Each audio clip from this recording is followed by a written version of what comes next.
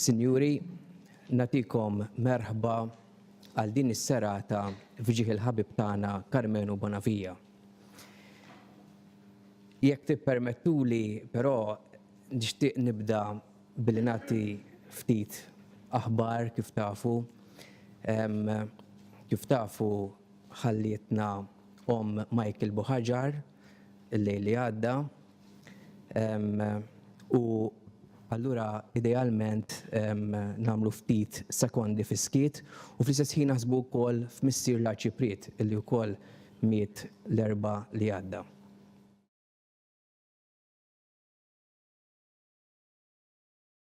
Carmenu Bonavija. Bdejt billi qed il-ħabib tagħna Carmenu Bonavija, ekku għax kull min qiegħed hawn kien ħabib ta' Carmenu fil-fatt. Is-serata ma stajniex ma nagħmluhiex ħażabbar. Din is-serata hawnhekk li qed infakru l-ewwel sena ftit iktar mill-mewt tiegħu u anki l-ktieb issa li ħanneduh illum kienet kważi awtomatika għalina bħala Akkademja tal-Malti u anki l-ħbieb tal-Mużew tas-Santwarju illi nfakru l-Carmenu hawnhekk. Il-mistoqsija hija din, kif tista' inti issemmi lil-Carmenu Bonavija u ma tiftakarx f'ħażabbar, ma tiftakarx fis-Santwarju jew fil-mużew fejn qegħdin min jaf kemm il-darba ġie hawnhekk u kemm qatta ħin hawnhekk jistudja u jagħmel ir-riċerki tiegħu. Ukoll fil-Madonna tal-Grazzja li tant kienet għal qalbu. Il-kumitat li organizza din is-serata għażel lili biex niftaħ din is-serata hawnhekk għaliex daqsxejn storja twila bejn il-familja tiegħi u l-familja ta' Carmenu. Hija rabta antika li bdiet minn Nannuwi u anki Missier Carmenu u baqgħet ġejja mbagħad daw snin kollha, kważi ħbiberija ta' 100 sena. Jiena fl-aħħar snin ta' ħajtu kont imur inżur il-Carmenu meta kif tafu kien rikoverat fid-dar Ħanin Sammaritan u hemmhekk kont noqgħod nisimgħu jirrakkonta l-esperjenzi li kellu ħafna xi jirrakkonta. 88 sena. Kellu ħajja kif ngħidu mimlija daqs bajda.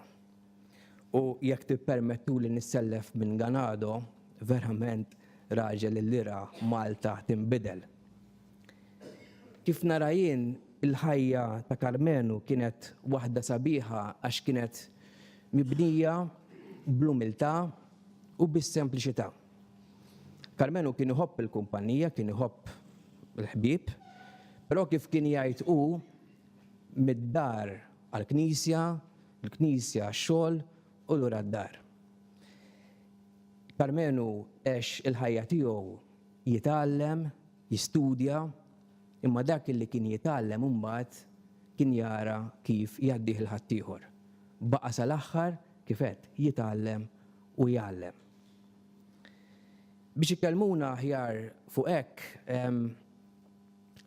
illejla ħanisimgħu diskors li kitbu Michael Buħaġar, naturalment illum Michael mhux se jkun qiegħed magħna, però ħanaqraw id-diskors tiegħu.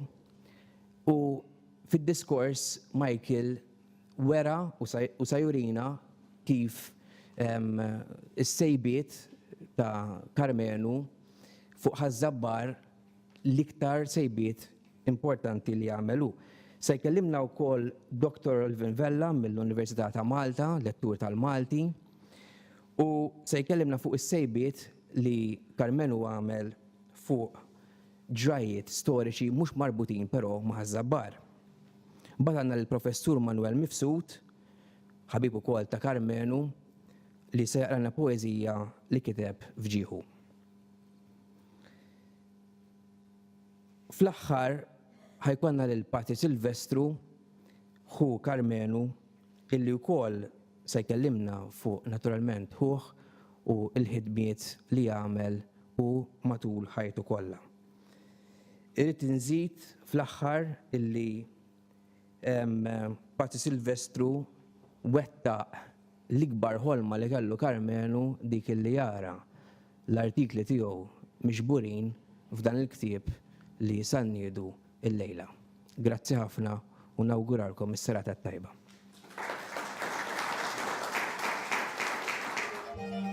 Din il-pittura hija magħrufa bħala il-pittura ta' Erardi. Iżda għal ħafna żmien dan ix-xogħol kien attribwit lil Stefano Erardi, sakemm saret skoperta li ħadd ma stenna. Jiena ili kont qed indur.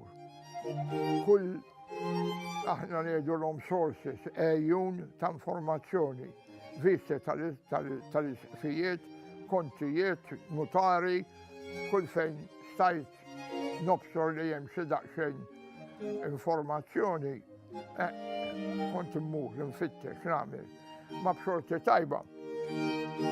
Meta wasalt għal visti pastorali fl-aħħar insib vista pastorali tal-Isqof Kannave tal-1717 u ħażabbar mhux hemm.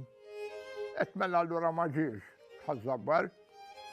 Il-Bambin jew il-Madonna riedet li wara daw il-volumi insib manetta u jgħidlek dawn huma folji li appartienu lill-vista tal-Isqof Kannave.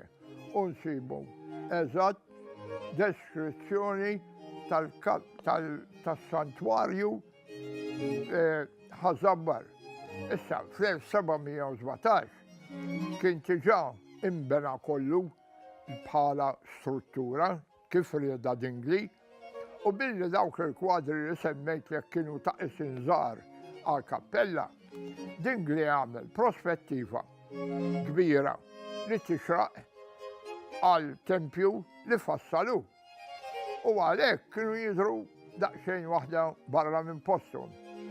U dawn il-ftit folji itina deskrizzjoni eżatta fosthom jgħid li din pittura saret sentejn ilu, ġifieri sentejn qabel l-1717, 1715 allura. Mill-pittur Alessio Erardi. Għaliex importanti di? Għaliex ta' dikinhar kulħadd kien jgħid li dik il-pittura hija ta' Stefano Erardi, missieru. U l-Alessio ma tantx kienu jattribwixxu xogħlijiet tajbin bħala, imma dinha dokument. L-emozzjoni wara skoperta bħal din hija evidenti. Meta tara mingħajr ma tkun qed tistenna. U l-ewwel id-diżappunt li ma ssibx id-deskrizzjoni ta' ħażabbar. U mbagħad wara li għaddi żmien u kull nar ta' sibt immur il-Korja u Alla jaħfirlu kien hemm Dun Franġisk Buħaġar kien jgħinni dan. U sibtu kulħadd baqa' ċass li laqqas it-tmieri l-għajnejk li qed tara. U kulħadd ħagos għax għandek dokument mhux għejdut.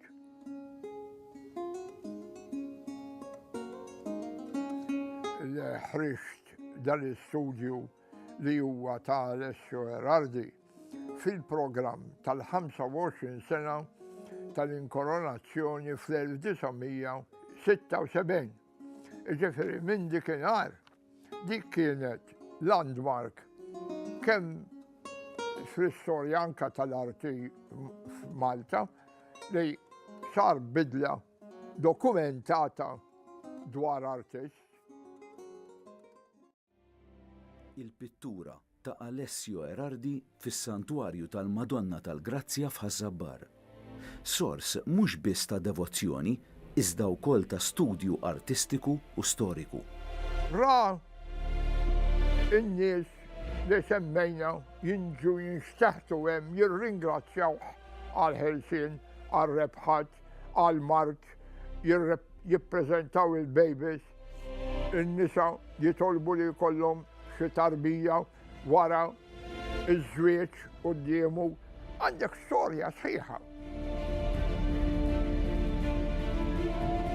Legat artistiku nisrani li tħalla lilna minn missirijietna b'responsabbiltà biex nadduh lil ta' warajna. L-arti u d-devozzjoni jibqgħu jimxu flimkien.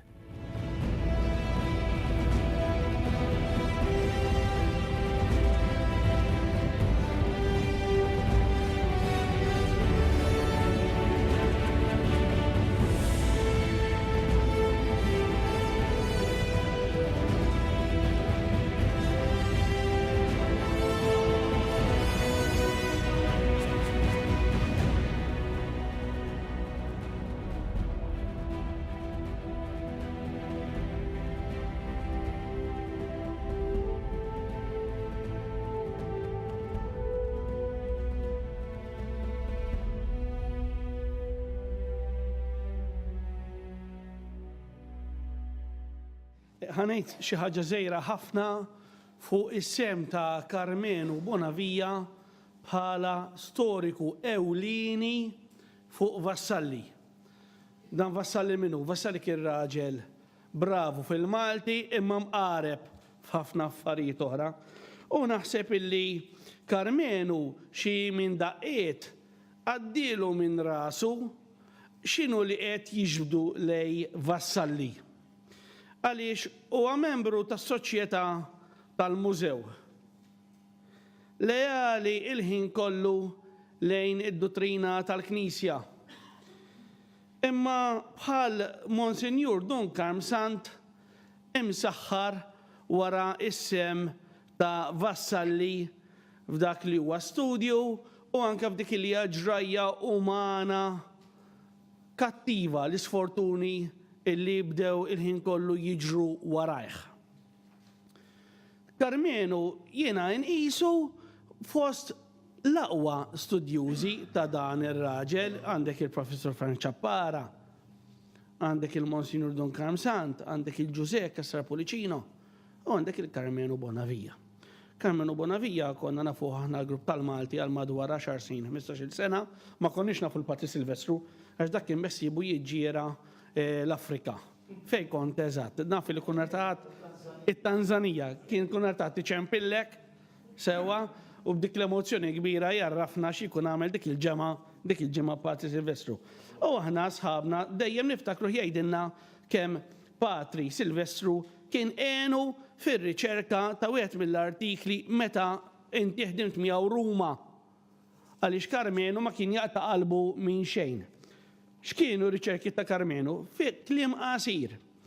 Carmenu irnexxielu jsib illi dan Michel Anton Vassalli waqt li suppost huwa student full-time l-università kien bidwi part-time, ikabbar il-qoton. U diġà ħallilna iġifieri domanda kbira li kellna dan kif Carmenu kien jistudja l-Università ta' Ruma u fl-istess ħin joħroġ il-kodba tal-grammatika u dizzjonarju minn butu. Għaliex meta Vassalli kien jistudja Ruma kien ikabbar il-qoton u jbiħħit sokkor. Ibijaw Napli li kienet l-akbar belt tal-Italja dik il-ħabta u Ruma. Mhux biss, imma f'dan l-istudju Carmenu jsib illi Vassalli kien joqgħod ma' wieħed raġel imqareb ħafna, l-avukat Giuseppe Elia Paċ. Imqareb tant illi il-kavallieri darbtejn keċċewh minn Malta. Imma bravu tant illi meta l-Franċiżi daħlu Ruma għamluh Ministru tal-Intern. U fil-fatt l-iskoperta ta' Carmenu xpronat lil-mibki Franz Ammut biex ikompli il-romanz storiku twil tiegħu il-ħolma Maltija li dam jikbu 20 sena u bl-iskoperta ta' Carmenu qal issa naf kif għandi norbot ħaġa ma' oħra u r-romanz spiċċaħ ukoll. Studju ieħor ta' Carmenu kien għastemnu kif jiġu l-affarijiet, torganizza ħaġa u bis-saħħa tagħha ssib ħaġa oħra.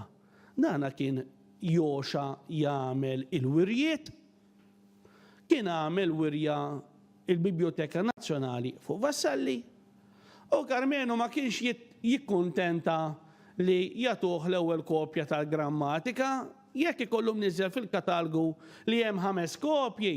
Is-Sur Bonavija jrid jarahom il-5 li huma, bħal dak li qallu mhux kollha l-istess. Kif qed kellu raġun għax mhux kollha kienu l-istess. Waħda minnhom illi ma rridux jagħtu ilu għall-ewwel ma kienx jafala. Imbagħad sar jafala għax ma kienx qalblix kafef normali tal-kodba. Kienet kopja ta' grammatika oxra ta' deb, bl-arma ta' Deroan.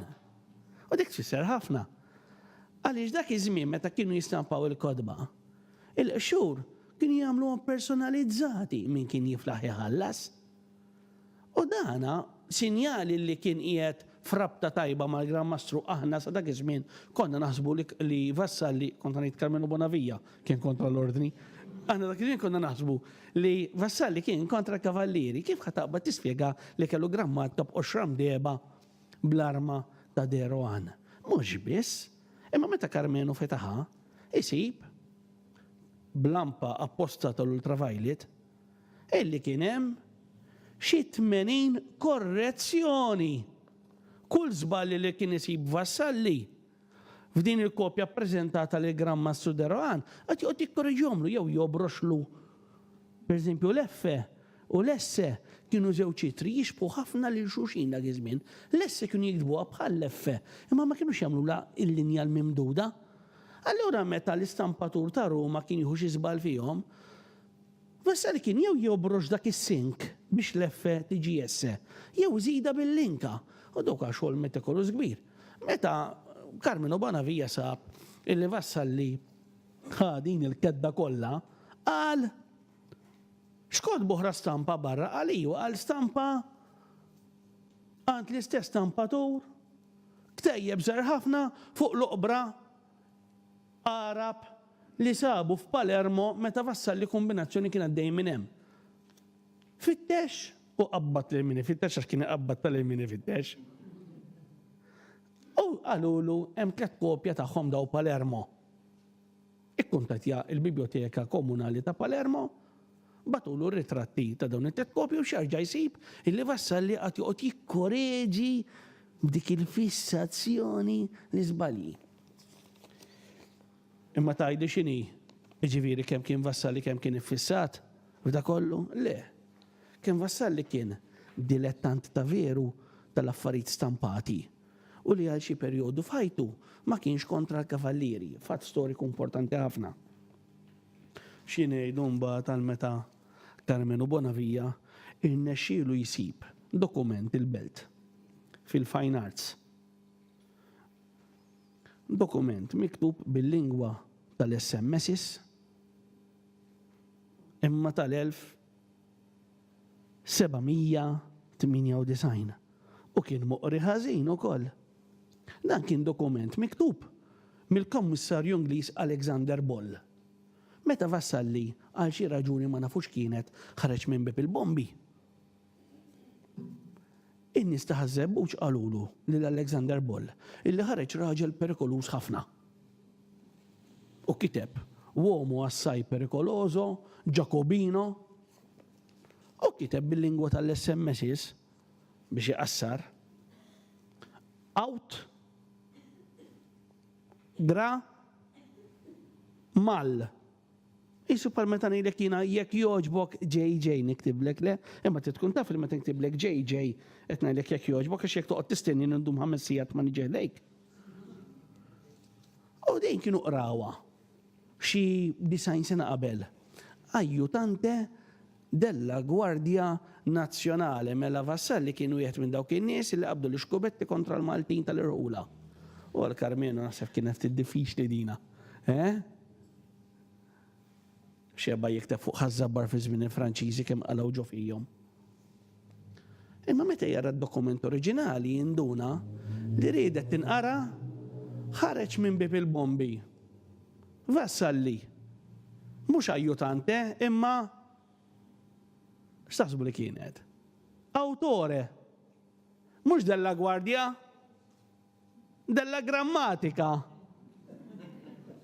nazzjonali żiduha ma kienx hemm awtore della grammatika Maltese. Mela flok manna raġel li laqbad l-xkubetti kontra Maltin tal-irħula, għandna awtur tal-grammatika Maltija. Dak bis-saħħa ta' Karmenu wkoll. Biex ma ngħidux li Karmenu ħanidilkom di ġrajja. Qasira ħafna. Meta kien l-iskola, naħseb li kien it-technical. It-technical kien jgħallem kordin. Fej kien jgħallem din naħa? Primarja kien ma' Tony Curtis ukoll. Le, dan kien fi skola. Dan kien fi skola. Kien hemm Alfio Mikallef Grimomi hawn. Kien hemm Tony Curtis u kien hemm Karmenu Bonavija. Mela kien assistant head. U rewlu manuskritt. U da kif jara manuskritt ħajbes fuq. Karmenu Bonavija ħajbes fuq il-manuskritt. U jsib li kien hemm 4 referenzi għal vassalli. Ħadd ieħor qatt jaqrom u jiggustom. Karmenu ħaħsieb, immur jiġri jagħmel fotokopja tagħhom, imma qegħdin insemmu ħafna żmien ilu. Żammhom fil-kexxun, imbagħad b'xi mod ħadimhom u x'joħroġ. Toħroġ ġrajja ta' meta Vassalli kien kważi jiġġennen meta kien maqbut il-ħabs ta' Sant'Antonu tal-Imdina, fejn illum hemm il-Kunsill Lokali. U fil-fatt l-artiklu kitbu Unfortunate Patriot. Sewa? L-aħħar artiklu li ħansemmi dina bejnietna tal-Malti kienet bomba, mhux bomba kienet, din kienet il-bomba nitrogena. Għax da Vassalli li Karmenu jibda jsib id-dokumenti, mbagħad konna bdejna nidraw aħna, imma mbagħad għandek dokument u għandek dokument. Dan innexxielu jsib dokument. Kien imur ifittex fuq ħażabbar, naturalment, waqalas. Imma intu tfittex fuq ħażabbar, m'għandekx garanzija li d-dokumenti ta' qudiemek kollha fuq ħażabbar. U fl-arkivju ta' Santo Spiritu sab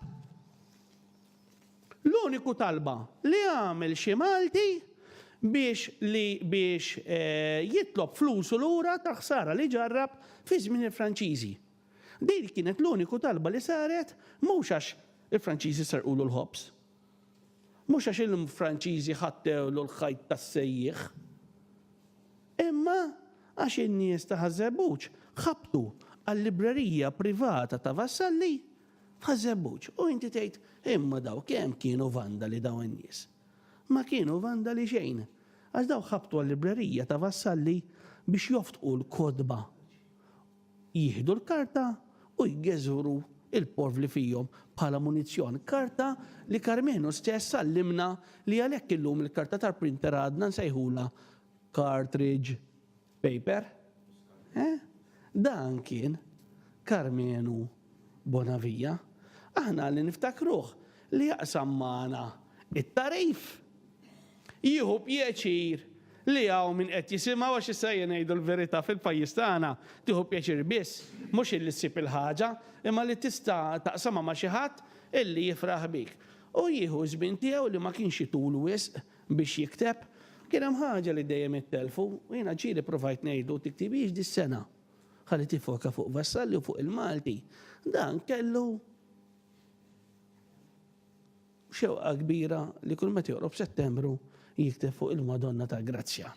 U b'dispeċir għalija ngħid li bej Vassalli u l-Madonna ta' Grazzja, Vassalli dejjem ġie t-tieni. Jafaw Pati Silvestru.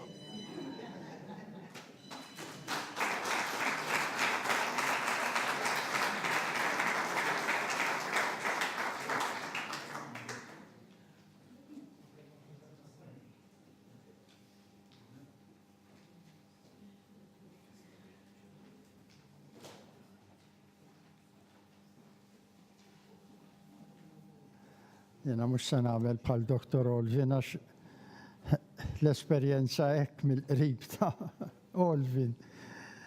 Nista' ngħid xi ħaġa oħra fuq u ma nħalluha ras imbras.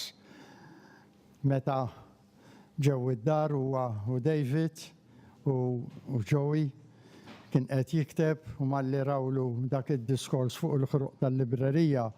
Id-diskors minn idej Karmenu sparixxa wara jumej daħal fil-kompjuter biex ma jintelef qatt. Tiftakru? f'xi 2004 jew 3 xi ħaġa kien li mbagħad sar diskors fil-triq Mamo ħażebbuċ. Kellu jiġi mqassar u jerġa' jiġi mqassar. Bħalma ġrali l-lejla biex ngħid dan id-diskors illi ktibtu. Meta ktibtu qalu li dak twil, qassartu qalu li għadu twil. Allora se naqralkom il-qasir tal-qasir tal-qasir fl-opinjoni tiegħi li allura żgur ma jdejjaqkomx. Però nixtieq qabel xejn nirringrazzja lill-Akkademja għal din is-serata, lill-Kunsill Lokali u lill-Parroċċa naturalment li organizzaw din is-serata hekk sabiħa familjari imma anke bl-udjenza tagħkom numeruża hekk sabiħa insomma. U barra minn hekk ukoll nirringrazzjahom lill-membri l-Akkademja kollha tad-dedika altru li sabiħa li għamlu fl-aħħar ktieb fuq il-passi ta' Vassalli. Ħaġa li qatt ma stennejta ngħid il-veritax, kont qisni anka medi b'affarijiet oħra, kont bil-pubblikazzjoni ta' dal-ktieb, però meta għamluha u nidew il-ktieb ġo Sant'Anton kienet sorpriża mimlija mħabba x'konvint u fl-istess ħin li ħadna ħafna pjaċir biha u mhux biss jien. Is-sodisfazzjon ġera anke l-Kanada u l-Amerika għaliex ktibt in-neputijiet mill-ewwel u għedtilhom il-figura ta' Karmenu daw il-ġranet kienet ħajja f'dan il-ktieb. Issa, jiena nixtieq naqsam magħkom ftit esperjenzi żgħar, però twal iktar minn 73 sena. Imma immaġinaw 50 minuti biex tgħid xi ħaġa importanti tal-importanti għax hija ħajja twila. U se nqaralkom daw l-erba' ħsibijiet osra kif ktibthom il għaliex inkella indum kif domt f'daw l-erba' kelmiet li qedtilkom issa u ma nixtieqx. Jekk ma tafx ħrafet pajjiżek, ħrafet min taf, ħrafet qaddisek, qawl tal-sienna jew kliem ix-xjuħ tagħna li writna mill-qedem. Karmenu kien kiteb dan il-qawl fuq l-iskrivanija qudiemu meta kien qed jagħmel it-tiftix u jikteb l-ewwel teżi tiegħu jew project kif kienu jsejħuha dik il-ħabta biex jiggradwa bħala għalliem fil-Kulleġġ St. Michael's li kienu għadu kif twaqqaf mill-gvern fl-1948, ġifieri appena 70 sena ilu. Meta jien kien għad kelli 11-il sena, għamlu l-kalkoli tagħkom. Niftakru sew, kont se qed nipprepara biex nidħol lill-liċeo. F'Mejju li għadda, Papa Franġisku għalinna min jala il-bibien tal-memorja jibda jmut. Għal 70 sena sħaħ Karmenu xeħet aqlu saħħtu biex bħala Malti jiskopri dejjem aktar xi aspetti tal-istorja ta' ġensna u l-sienna, kif qal tajjeb Dr. Olvin, xi ftit mistura jew mhux magħrufa biżżejjed u jixħet dawl ġdid fuqhom. Huwa wkoll żied it-tarif kollu li rnexxielu jsib ġdid dwar Ħażabbar, il-Madonna tal-Grazzja u s-santwarju għażiż tagħha hawnhekk. Altru li ma għalaqx il-bibien tal-memorja. Imma fetaħħhom beraħ u l-ktieb li qegħdin inniedu llejla huwa xhieda ta' dan. Imma Karmenu sa minn xkunitu trawwem fis-soċjetà tal-mużew u fija baqa' sal-aħħar rabat ismu wkoll bisħieħ ma' Dun George Pereka, mhux biss bħala għalliem u edukatur, imma wkoll bil-att tar-ritratti li ġibidlu f'diversi okkażjonijiet. Dawn ir-ritratti u t-tarif li kien ġabar Ħija liħor du Manuel ta' qabli ta' bejnietna jienu Karmenu u li kienu ġabru oħrajn li jenu ħafna fit-tfassil tal-ewwel biografija ta' San George Preka imxandra fl-1956 u 65. Altru li fetaħ beraħ il-bibien tal-memorja. U wettaq dantu l-44 sena bħala għallim u kap tal-iskola fl-iskejjel primarji u sekondarji tal-istat. Bil-kidba, bil-xandir, f'intervisti u rjiet dokumentati li kien itella. Ekku ta' semu bħajtu wkoll għal formazzjoni ta' tant tfal u żgħażagħ biex ikunu nsara u ċittadini aħjar. Mhux biss fittex ikun jaf ħrafet pajjiżu u qaddisu, imma għamel minn kollox biex dawn isawwarhom fi storja dokumentata u jaqsamhom ma' bosta u bosta oħrajn. Karmenu twielet hawn ħażabbar fit-18 ta' Lulju tal-1929, missieri Ġanni kien minn Bormla ħaddim it-tarsna sa minn qabel ma bdiet l-ewwel gwerra dinjija fl-1914. Ommi, Marija Grazja minn Ħal-Qormi, kienet mara tad-dar.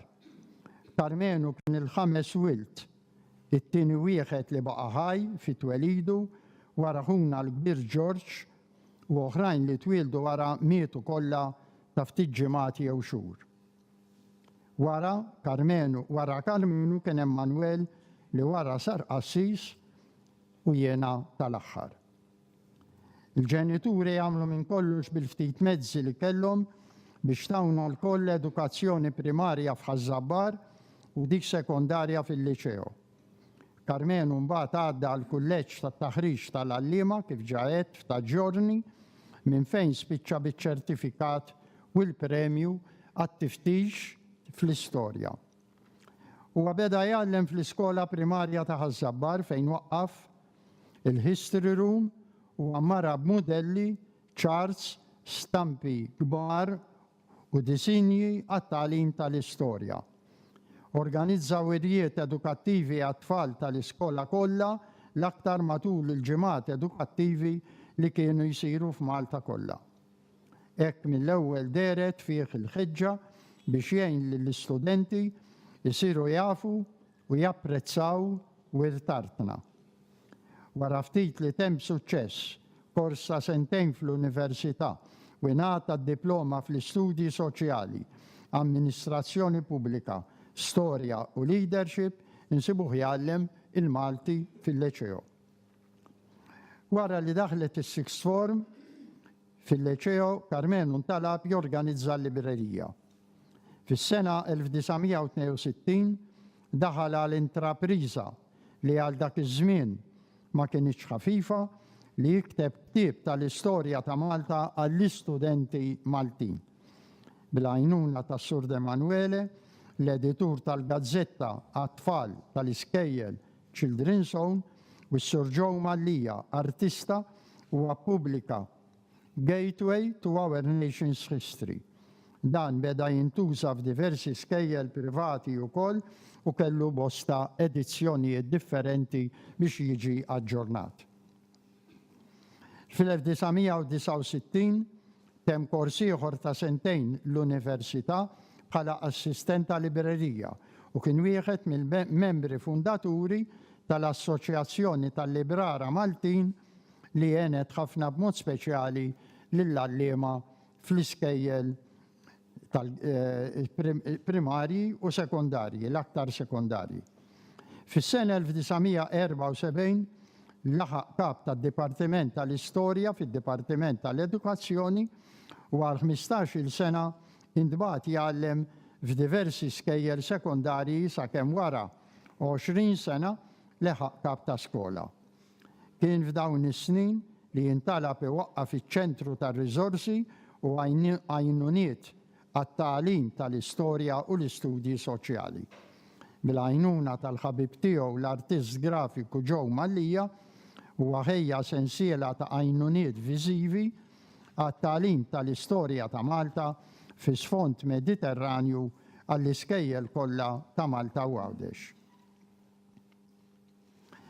Hija l-Kbir George influenza ħafna l-Karmenu f'dak li huwa interess fl-ilsien u l-istorja ta' ġensna, ħaġa li Dr. Olvin ma semmijiex, pero hija importanti u taqraw fuqha sewwa fil-preżentazzjoni daqsxejn twila li hemm fil-ktieb.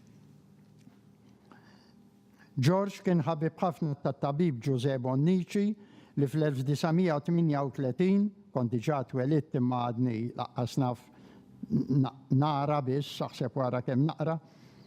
U fl-1938 ħareġ il-volumi ġabra ta' kidba Maltija li jiddar dejjem kellhom post prominenti u li aħna l-aħwa il-koll wara xulxin bdejna naqrawhom appena bdejna nikbru.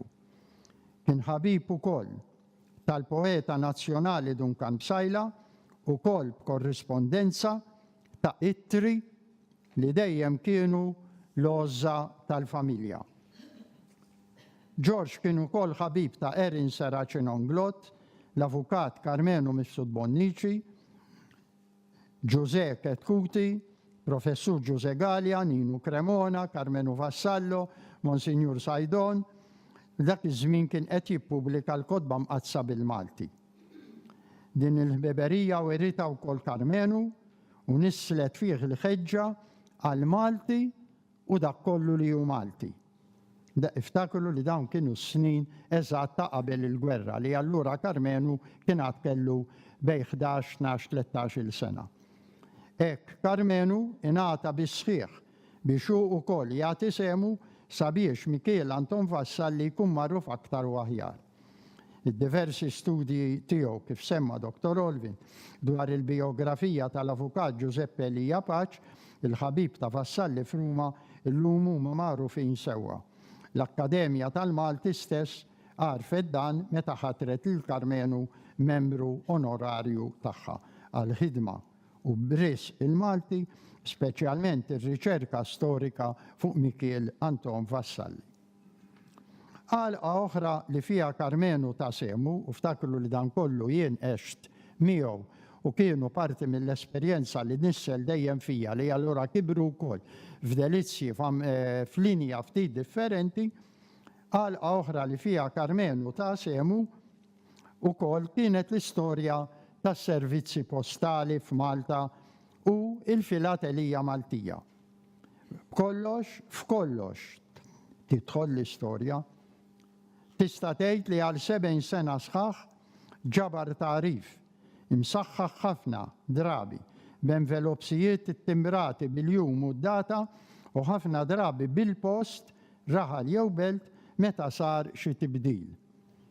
Jum il-ħruġ ta' bolli ġodda kien joxa jara xi vvinta u jqabbad li mo speċjali meta beda jintuża l-kompjuter biex jivvinta tifkiriet speċjali jew marbutin mal-artist tal-bolli jew ma' xi ċirkustanza jew xi anniversarji oħra.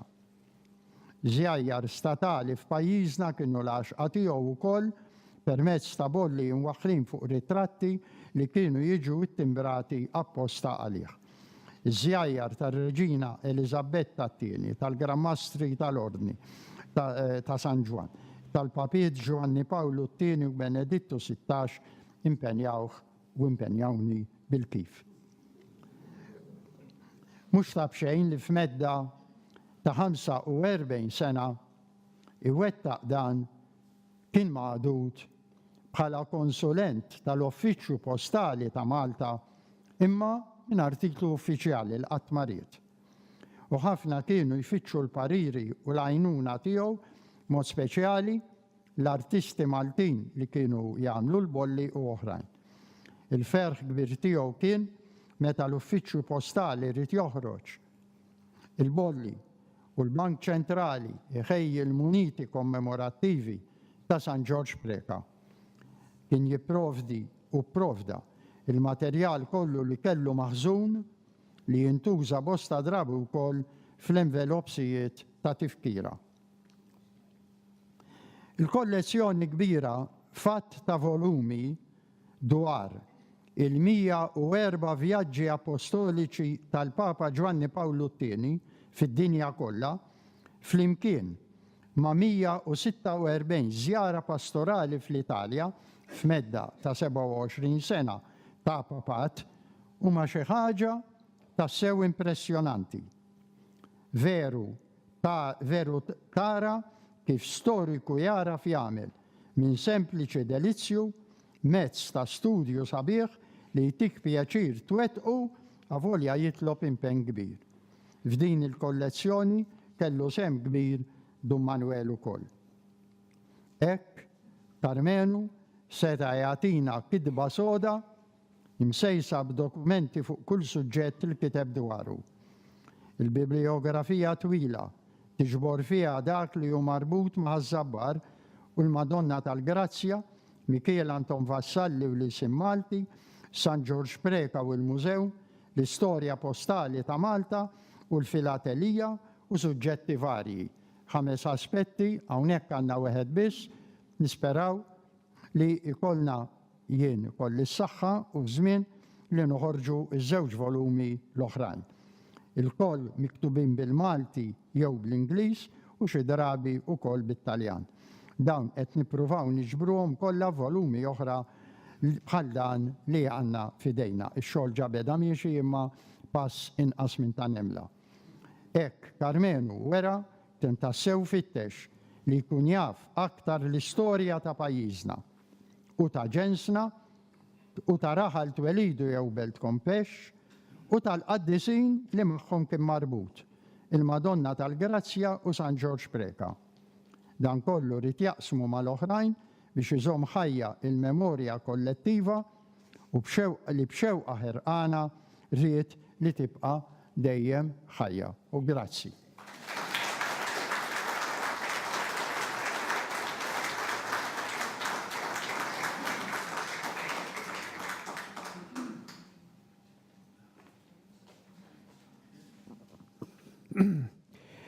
Dan id-diskors post kellu jagħmlu Michael Boħaġar ma kemm intqal dalodu illum ma jistax ikun magħna. Għal daqstant se naqra ħin. Jiddispeċini jekk forsi intemm timxu waħda l-emmulaw għaliex l-ewwel darba li ġi fidejja. Illum iltqajna biex nagħtu ġieħ lil persuna illi matul ħajjita tat ħafna lin-nazzjon sabiħ tagħna. Biex jaraf l-eruq tiegħu Karmenu kellu ħafna ħbieb f'ħafna oqsma differenti tal-kultura u l-istorja. Fil-fatt, kull meta nattendi xi laqgħa fuq l-istorja, insemmi li jiena minn Żabbar dejjem insib lil xi ħadd illi jsemmi l-Karmenu u r-riċerka tiegħu. Bla tlaqliq ngħid illi qabel il-kitbit ta' Karmenu ftit li xejn kellna kitbit storiċi serji fuq l-istorja ta' Żabbar. Iżda dan inbidel bil-ħidma tiegħu meta fis-snin 50 beda jaħdem u jfittex fis-sorsi fuq aspetti storiċi marbuta ma' Żabbar.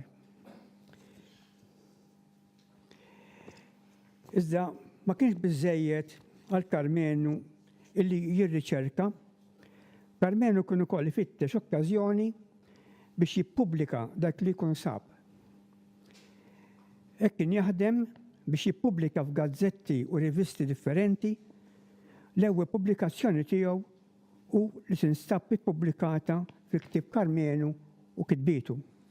Kienet dik ta' 3 ta' Lulju tal-1957 fil-Berqa dwar il-Knisja ta' Santa Domenika li l-affresk mistjub fiha. Kien jaħdem kull sena biex fl-eħen is-santwarju jikteb u jqabbad kittieba esperti jiktbu fuq suġġetti marbuta ma' Żabbar. Ħaġa li kont nagħmilha f'Karmenu u kemm il-darba kien jgħidili li l-affarijiet meta tfittex trid tinżel fil-fond tagħhom. Dan nistgħu ninnotawh mid-diversi mir-referenzi u bibliografija estensiva mutija ma' kull kitba din il-pubblikazzjoni Karmenu u kitbietu.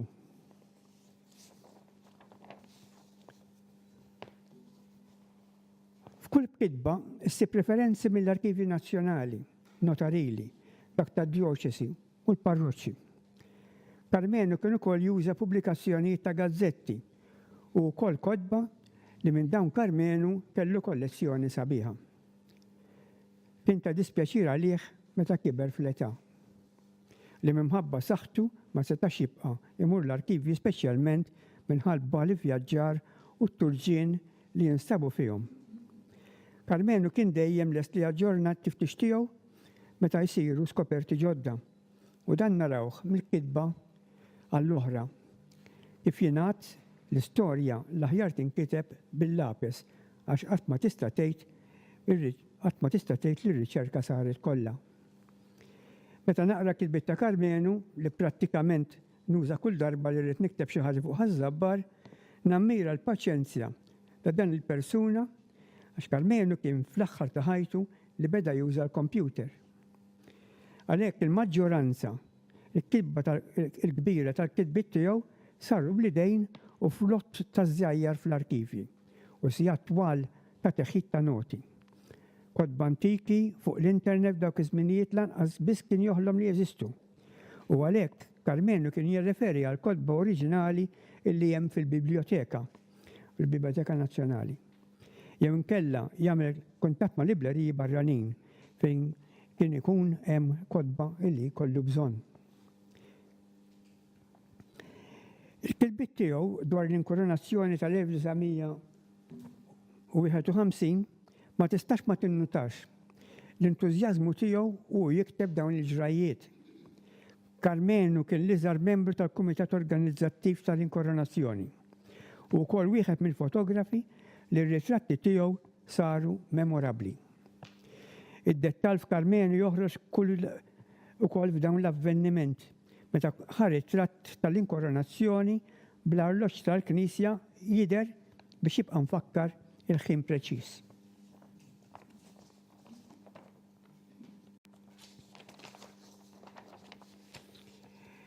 Hekk ukoll fil-kitba tiegħu fil-40 sena anniversarju mill-ftuħ tal-Mużew tas-Santwarju, Karmenu jirrakkonta l-esperjenzi tiegħu meta kien involut ma' Dun Giuseppe Zarb, il-fundatur fis-snin 50 għat-twaqqif ta' dan il-mużew.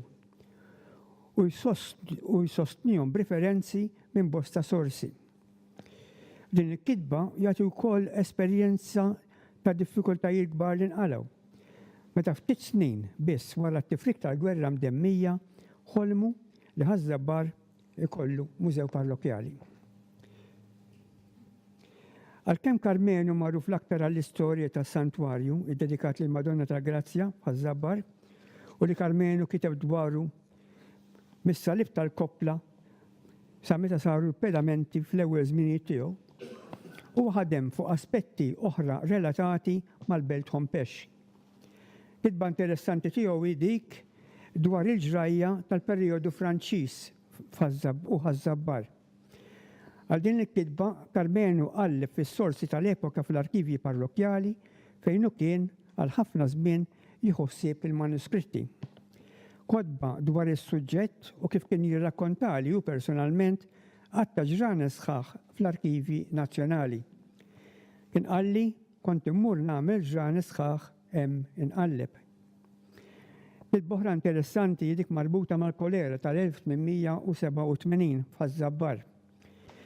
Karmenu daħal fid-dettalji kollha tagħha u sab informazzjoni ġdida dwar il-komunità Żabbarija illi ntlaqtet sew minn din il-marda. Ħadmet biex qeleb dan il-gwaj. Kompla wkoll fuq il-Kurunella ta' Annibale Preka illi inkitbet f'dik il-ħabta u li għadha tingħad fis-Santwarju sal-lum.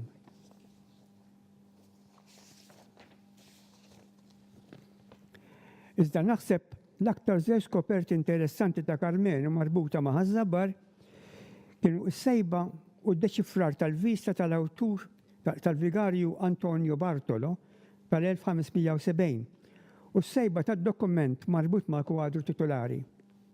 Karmenu xandar is-sejba ta' dan id-dokument relatat mal-vista tal-1570 fis-sena 2000 fil-kitba tiegħu lejn l-eruq tad-devozzjoni tal-Madonna tal-Grazzja. Dan id-dokument ta' ftit paġni hemm inventarju tal-affarijiet illi kappella id-dedikata lil Madonna tal-Grazzja kienet tipposjedi. 5 snin biss wara t-taqlib tal-assedju kbir tal-1565. Karmenu bajnuna tal-poljografu u ħafna reqqa irnexxielu jiddeċifra kitba diffikultuża ta' dan id-dokument u jagħti traskrizzjoni tajjeba tiegħu. Iżda l-aktar sejba għal-qalbu kienet dik li id-dokument tal-kwadru titolari tal-1715 mill-pittur Alessio Erardi. Bista persuna li kien ma kienx jiftaħar biha. Kien dejjem jgħid illi il-Madonna għenitu jsib dan id-dokument. Sa dak iż-żmien kien ikkonsidrat mitluf. L-invera kienet sejba interessanti. Meta tqis li l-karti misjuba minn Karmenu kienu qegħdin mazz wara ta' volumi li għal skin sħaħ għatħat ma ċaqlqhom minn posthom qabel ma qallibhom Karmenu. Karmenu nixxielu bl-għajnuna ta' Dun Franz Buħaġġar jiffotografa dan id-dokument li ma jmurx li dawn il-karti ikunu spostjati u jintilfu sakemm jevalwa l-kitba. Karmenu xandar din is-sejba fil-25 anniversarju mill-inkoronazzjoni li sar fl-1976. Nikkonkludi billi nifraħ lil Patri Silvestru li b'ħafna taħbit minkejja l-età tiegħu irnexxielu jiġbor din il-pubblikazzjoni bil-kitbiet ta' Karmenu. Ngħid bla tlaqliq li l-Patri Silvestru ammirajtu b'enerġija kbira fuq din il-pubblikazzjoni. Nemmen li din il-pubblikazzjoni hija bażi tajba ħafna għal dawk kollha li jirrikjedu informazzjoni dwar Ħaż-Żabbar u s-Santwarju tal-Madonna tal-Grazzja. Sew biex isiru jafu ħafna aktar fuq il-Belt Hompex kif ukoll biex dan il-ktieb jintuża bħala referenza għall-istudji iktar fid-dettall, speċjalment bl-indiċi magħmula bir-reqqa fih. Nirringrazzjakom.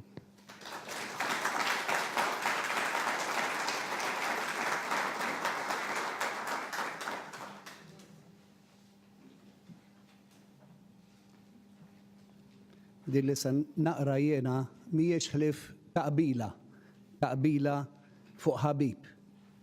U fil-fatt nixtieq nirringrazzja l-ħbib l-oħrajn li nuni billi erġajna ftakarna fl-imkien kif għexna ma' dan ir-raġel u veru.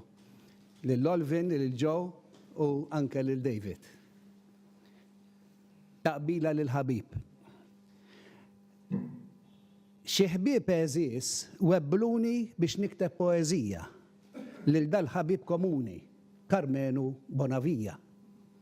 U jien li naf kemm ħadem għall-ewwel ħsibt f'sunett miżgħud bi kliem solenni kif jixraq lis-suġġett. Imma mbagħad ħsibt Karmenu ma kien se jogħġbu dan, iħobb ħwejjeġ sempliċi, daqsħuħ u Franġiskan. Karmenu minn qaddisu kien jgħix f'umiltà kbira, ħajja tal-akbar siwi għalkemm minn barra fqira. Il-kobor ta' Karmenu kien sewa f'dan li jilħaq livelloli bla qatt ma jsir mondan. Bil-ħidma mingħajr reda, bil-moħħ tiegħu fittix, għamel riċerka kbira li ħadd ieħor ma jxommix. L-ewwel imħabba tiegħu kien saba qrib id-dar fil-Knisja, is-Santwarju tal-Grazzja f'Ħaż-Żabbar. Jgħidu l-ewwel imħabba l-isbaħ l-iktar qawwija u l-ikbar lema tiegħu kienet Omna Marija. Kemm studja u riċerka, kemm ħin fil-kotba qatta sakemm tal-ikbar kwadru kixef is-sena eżatta. U stħarreġ biex jitkixxef fuq ġbija wisq qadima affresk lil ġens Żabbari kien dari jagħtih qima. Jekk xtaqt tkun taf pittura f'kappella tal-madwar, mur staqsil Karmenu, basta fuq Ħaż-Żabbar. Karmenu l-ebda fruwa tirbħu ma kien iħalli, imma ma damx man trikeb mis-seħer ta' vassalli. Qabel kixiflu għawaru bikwietu dan ma qatx fuq il-kummerċ fil-qoton u fuq Giuseppe Paċ. Kemm ħabrek sabiex jikxef x'sar sewwa mill-kitbiet li ż-żebbuġin serqulu biex saru gozzirmiet. U li kien jaġġibni kif raġel wisq matur kien jaf imur tant tajjeb ma' żgħażagħ ġuventur li daqsu spiċċaw tħeġġu u miegħu ħadmu sħiħ biex ħarġu tant riċerka volumi kbar u sbieħ. Ifittex fuq elf ħaġa, nies għarfa, ġrajiet kbar, imma dejjem jirritorna għand dik ta' ħażabbar. L-istorja kien iħobba, dejjem jaħżen lejjun. Qarit taraċ jgħidu bit-Times kien mimli jkun. Kull sold li kien ikollu ma kienx imur jaħlih, ma kienx iħobbi tajru, le, kodba kien jixtrih. Kien jgħix mal-eżis tiegħu f'dar kbira li kien bena u stess bidejh tistaġeb għalkemm mhux bin is-sena. Għaliex fejn hemm l-imħabba u d-den xejn mhu impossibbli, bil-ħsieb u s-sagrifiċċju isir kollox fattibbli. Fostan temi u delizzji, Carmenu Bonavija, ma nafx tafux, in-namra samal filatalija. Tarif jatik fuq bolla b'dettall bla ma jiżgarra. Imbagħad jikteb artiklu u jippubblikaħ barra. Carmenu Bonavija kien veru raġel sew, bniedem iħobb il-paċi u membru tal-mużew. Ħajtu dejjem irżina fil-ferħ u fl-onestà, trobbija umli u soda fiħdan is-soċjetà. Miġnun fuq ir-ritratti, jimlew biblioteka, imma l-aktar li jħobb jieħu fejn jidħol Dun George Preka. Araħ wara l-kolonna mistoħbi jistennih, għax jekk jaħsel jinduna Dun George tgħid x'ħaslajtih.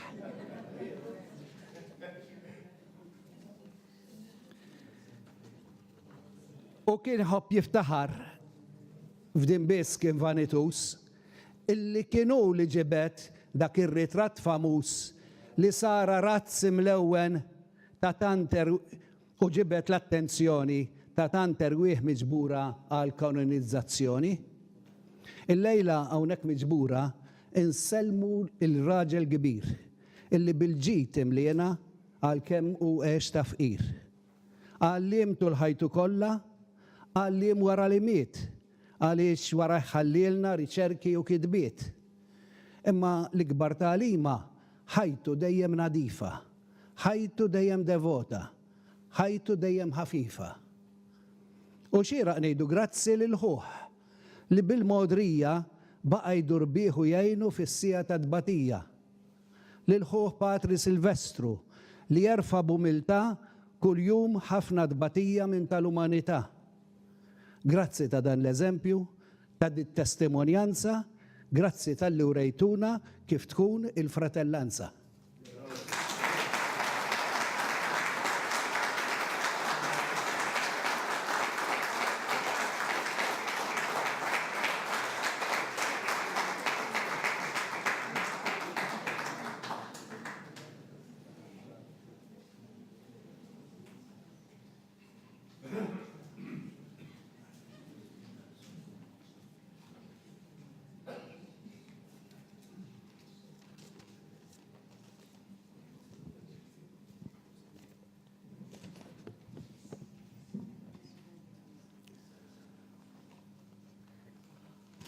Dmir tiegħi li nagħmel fit ringrazzjamenti, però qabel xejn, sfortunatament jiena lil Carmenu ma kontx nafu personalment. Biss nista' ngħid illi mill-kitbiet tiegħu fuq Michelanton Vassalli tista' tara l-imħabba tiegħu għad-dettall, għas-serjetà tar-riċerka u mhux biss imma kif hu l-affarijiet li kien isib bil-fors irid jaqsamhom ma' ħadd ieħor.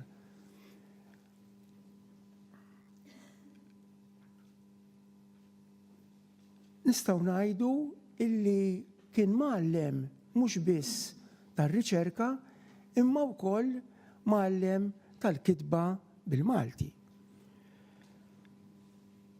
Fuq dal-ktieb li qed inniedu illum napprezzaw il-ħidma tiegħu u jallimna, pereżempju jiena minn barra il-belt, napprezzaw l-istorja sabiħa ta' Ħażabbar bis-santwarju sabiħ tiegħu. Xi ħaġa li enfasizzaħuh Patri Silvestru naħseb importanti li niftakruha id-dmir tar-riċerkatur illi iġibilna quddiem għajnejna il-memorja storika. Kif jista' poplu jimxi l-qudiem jekk ma jafx minn fejn ġej? Fuq di biss għandna nkunu grati lil dan ir-raġel illi ta' dan is-sem daqshekk ġeneruż. Ippermettu li fisem l-Akkademja nagħmel ftit ringrazzjamenti l-ewwel nett lil Patri Silvestru tal-ħidma kbira tiegħu biex ġabar dawn l-artikli kollha f'dan il-ktieb sabiħ. Kieku qiegħed magħna Karmenu min jaf kemm qed jieħu gost illi dawn l-artikli frott ta' din il-ħidma ta' dawn is-snin kollha jarhom miġburin f'dan il-ktieb sabiħ. Grazzi ħafna.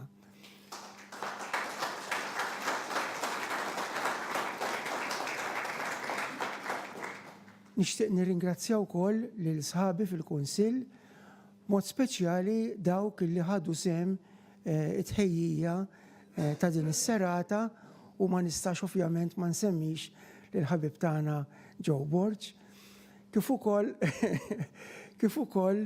lil ħbieb tal-Mużew tas-Santwarju u l-kull min ħasem biex din is-serata seta tirnexxi b'dan il-mod daqshekk sabiħ. Dnub illi kellna daw iż-żewġ imwiet illi xelfu ftit il-ferħ ta' din iċ-ċelebrazzjoni. Grazzi fl-aħħar nett lilkom li ġejtu daqshekk numerużi u illi flimkien qegħdin mhux biss infakru il-ħajja ta' Karmenu imma anki niċċelebrawha. Grazzi ħafna.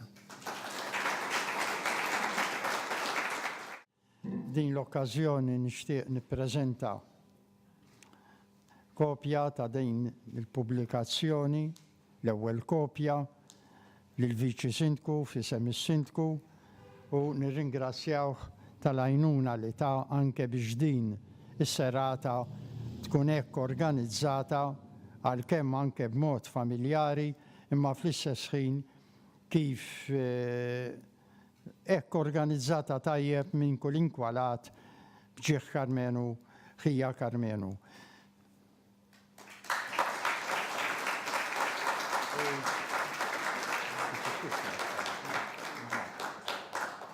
Lil Mark nirringrazzjah ukoll għal donazzjoni speċjali li għamel għal pubblikazzjoni ta' dan il-ktieb.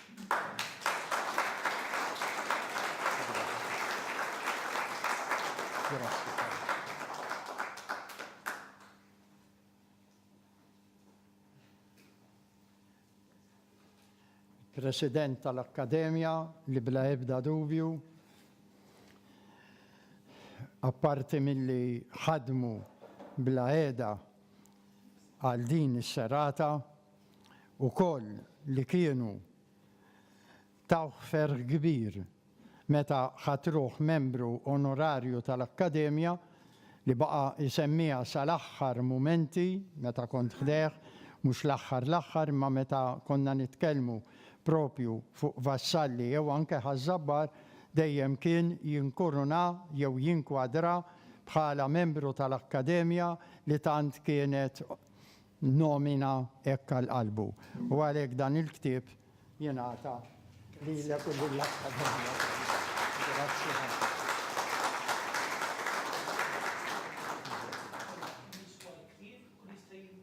Issa, il-ktib jimbieħ biss minn santwarju, minn mużew tas santwarju biex zammejna mhux zammejna x'imma żammejt xejn. Biex il-prezz inżamm baxx kemm jista' jkun appena 30, però kif jaf kulħadd min involut fil-kotba, ktib bħal dak jinbieħ 45 jew 50. Imma żammejnieh hekk apposta biex jista' jinbieħ kważi nofs prezz. U għal minu min-naħa ta' fuq se jkun hemm ftit kopji biex wieħed jista' jiffranka anke biex tgħidu lill-oħrajn mill-librerija Preka bħala membru tal-mużew u se jkun hemm ukoll ftit kopji fil-ċentru animazzjoni missjonarja tagħna l-Kabuċċini il-Furjana. Però għal dawk li joqogħdu n-naħiet tal-Kalkara jew ħaż-Żabbar in-naħa tal-Kalkara jew anke b'nadijiet oħra u jinsertaw ikunu hemm għall-quddies jekk mhux nhar Pitada imma l-ħatta wara ikun hemm numru żgħir ukoll il-Knisja tal-Santa Liberata tal-Kabuċċini il-Kalkara. Il-bqija u biex ngħid ukoll u b'ferħ ngħidha anke l-Klarissi offrew illi jkollhom dalgħodu ħadtomlhom ftit biex għaliex ikun hemm nies minn Malta kollha għal quddiesa li ssir kull nhar ta' Ħadd għan-nies fil-11 ta' filgħodu. Hija okkażjoni biex min imur hemm jew tafu li jmur hemm ikun jista' jinqeda minn hemmhekk ukoll. Għaliex Karmenu għamel biċċa din ma semmietx u mis-sala ġiet l-opportunità nsemmiha.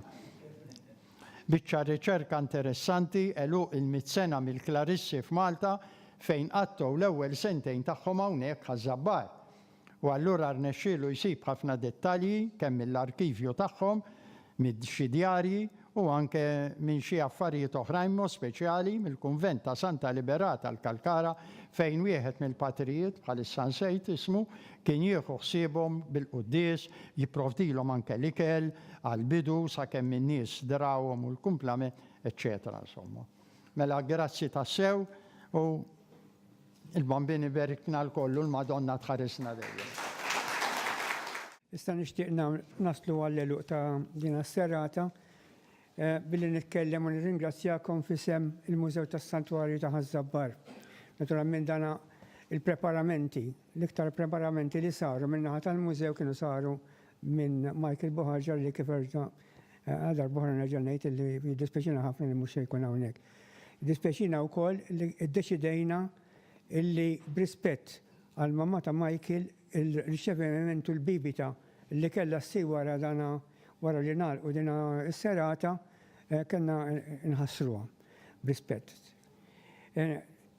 Nixtieq nirringrazzjaw wkoll dak kollha illi taw sem għal din l-attività. Ma naħsibx li hemm iżjed ħafna x'ngħid. Ħlief illi għallum wara s-serata il-ktib ta' Karmenu Bonavija ser jinbieħ bi-prezz ta' 25 euro u dan għal-prezz jibqa' matul ix-xahar ta' Marzu kollu. Min irid kopja llum, nispera li għandna biżżejjed qed nara dan nies kollha, ikkellem lill-President tal-Mużew tas-Santwarju, is-Sur Pawlu Magro. Nirringrazzjakom ħafna, qatt ma rajt naħseb jiena folla daqshekk numeruża ġewwa dan il-mużew. U dan huwa ġieħ kbir, jiena Karmenu sirt nafu 20 sen ilu meta jiena qatt mal-ewwel kumitat ta' dan il-mużew u tallimt ħafna minnu u mhux jiena biss naħseb tallimna nkunu serji u nkunu nrabbu ġo fina etika ta' kif għandu jitmexxa studju serju u mużew serju. Nirringrazzjakom ħafna.